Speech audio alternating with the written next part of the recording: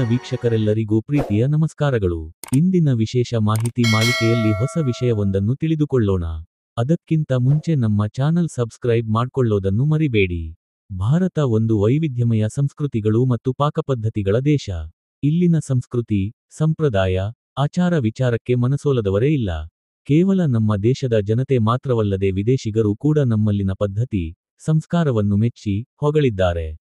ಇಂದಿಗೂ ವಿದೇಶಿ ನೆಲದ ಯುವತಿ ಯುವಕರು ಭಾರತೀಯ ಸಾಂಪ್ರದಾಯಿಕ ಉಡುಗೆಯನ್ನು ತೊಡಲು ಬಯಸುತ್ತಾರೆ. ಇದು ನಮ್ಮ ದೇಶದ ವಿಶೇಷತೆಯಾಗಿದೆ. ಆಹಾರ ಕ್ರಮದಲ್ಲಿಯೂ ಇದು ಅನ್ವಯವಾಗುತ್ತದೆ. ಸಸ್ಯಾಹಾರಿ ಮತ್ತು ಮಾಂಸಾಹಾರಿಗಳು ನಮ್ಮ ದೇಶದಲ್ಲಿದ್ದಾರೆ. ಪ್ರವರ್ಧಮಾನಕ್ಕೆ ಬಂದಿರುವ ಹಲವಾರು ನಗರಗಳಲ್ಲಿ ಎರಡು ವರ್ಗದ ಜನರು ನೆಲೆಸಿದ್ದಾರೆ.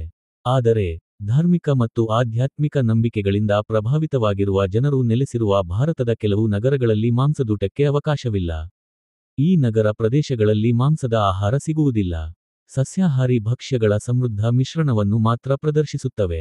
ಸಸ್ಯಾಹಾರಿ ಸ್ನೇಹಿ ತಾಣಗಳನ್ನು ಅನ್ವೇಷಿಸಲು ಬಯಸುವ ಪ್ರವಾಸಿಗರಿಗೆ ಈ ತಾಣಗಳು ಹೇಳಿ ಮಾಡಿಸಿದಂತಿವೆ. ಹಾಗಾದರೆ ಆ ನಗರಗಳು ಯಾವುವು ಅಂತ ತಿಳಿದುಕೊಳ್ಳುವ ಕುತೂಹಲ ನಿಮ್ಮಲ್ಲಿದೆ ಅಲ್ವಾ? ಮೊದಲನೆಯ ನಗರ ಋಷಿಕೇಶ, ಉತ್ತರಾಖಂಡ. ಇಂದ್ರಿಯಗಳ ಪ್ರಭು ಎಂದು ಕರೆಯಲ್ಪಡುವ ಋಷಿಕೇಶವು ಪವಿತ್ರ ನಗರ ಮತ್ತು ಪ್ರಮುಖ ಯಾತ್ರಾ ಸ್ಥಳ ಎಂದೇ ಪ್ರಸಿದ್ಧಿ ಪಡೆದುಕೊಂಡಿದೆ.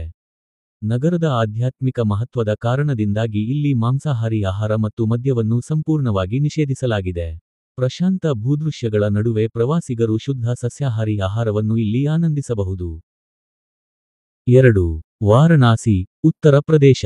ವಿಶ್ವದ ಅತ್ಯಂತ ಹಳೆಯ ನಗರಗಳಲ್ಲಿ ಒಂದಾದ ವಾರಣಾಸಿಯು ಪ್ರಧಾನವಾಗಿ ಸಸ್ಯಾಹಾರಿ ಸಂಸ್ಕೃತಿಯನ್ನು ಹೊಂದಿದೆ.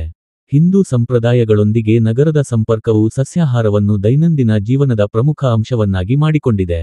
2019ರಲ್ಲಿ ದೇವಾಲಯಗಳು ಮತ್ತು ಪಾರಂಪರಿಕ ತಾಣಗಳ 250 ಮೀಟರ್ ವ್ಯಾಪ್ತಿಯಲ್ಲಿ ಮದ್ಯ ಮತ್ತು ಮಾಂಸಾಹಾರಿ ಆಹಾರದ ಮಾರಾಟ ಮತ್ತು ಅದರ ಸೇವನೆಯ ಮೇಲೆ ಸರ್ಕಾರ ನಿಷೇಧ ಹೇರಿತು. ಈಗಲೂ ಇದು ಜಾರಿಯಲ್ಲಿದೆ. 3. ಹರಿದ್ವಾರ, ಉತ್ತರಾಖಂಡ. ಗಂಗಾ ನದಿಯ ದಂಡೆಯ ಮೇಲಿರುವ ಮತ್ತೊಂದು ಪವಿತ್ರ ನಗರವಾದ ಹರಿದ್ವಾರವು ಆಧ್ಯಾತ್ಮಿಕ ಪ್ರಯಾಣದಲ್ಲಿ ಆಳವಾಗಿ ಬೇರೂರಿದೆ. ಈ ನಗರವು ಹಿಂದೂಗಳಿಗೆ ಪ್ರಮುಖ ಯಾತ್ರಾ ಸ್ಥಳವಾಗಿದ್ದು, ಇಲ್ಲಿಯೂ ಮಾಂಸಾಹಾರಿ ಆಹಾರದ ಮಾರಾಟ ಮತ್ತು ಸೇವನೆಯನ್ನು ಕಟ್ಟುನಿಟ್ಟಾಗಿ ನಿರ್ಬಂಧಿಸಲಾಗಿದೆ. 4. ಪಾಲಿಟಾನಾ, ಗುಜರಾತ್. ಗುಜರಾತ್ನಲ್ಲಿರುವ ಪಲಿಟಾನಾವು 2014ರಲ್ಲಿ ಸಂಪೂರ್ಣವಾಗಿ ಮಾಂಸ ಮುಕ್ತ ಎಂದು ಘೋಷಿಸಲ್ಪಟ್ಟ ಒಂದು ವಿಶಿಷ್ಟ ಸಸ್ಯಾಹಾರಿ ನಗರವಾಗಿದೆ. ಮಾಂಸಕ್ಕಾಗಿ ಪ್ರಾಣಿಗಳನ್ನು ಕೊಲ್ಲುವುದು ಈ ಪಟ್ಟಣದಲ್ಲಿ ಕಾನೂನಿನ ಪ್ರಕಾರ ಶಿಕ್ಷಾರ್ಹ. ಇದರೊಂದಿಗೆ ಇಲ್ಲಿನ ಬಲವಾದ ಸಾಂಸ್ಕೃತಿಕ ಮತ್ತು ಧಾರ್ಮಿಕ ಮೌಲ್ಯಗಳು ಮಾಂಸಾಹಾರಿ ಆಹಾರಕ್ಕೆ ನಿಷೇಧ ಹೇರಿದೆ. 5. ವೃಂದಾವನ, ಉತ್ತರ ಪ್ರದೇಶ. ಶ್ರೀಕೃಷ್ಣನ ಬಾಲ್ಯದ ಮನೆಯಾದ ವೃಂದಾವನವು ಹಿಂದೂ ಸಂಪ್ರದಾಯಗಳಲ್ಲಿ ಮುಳುಗಿರುವ ಒಂದು ಶ್ರೇಷ್ಠ ನಗರ.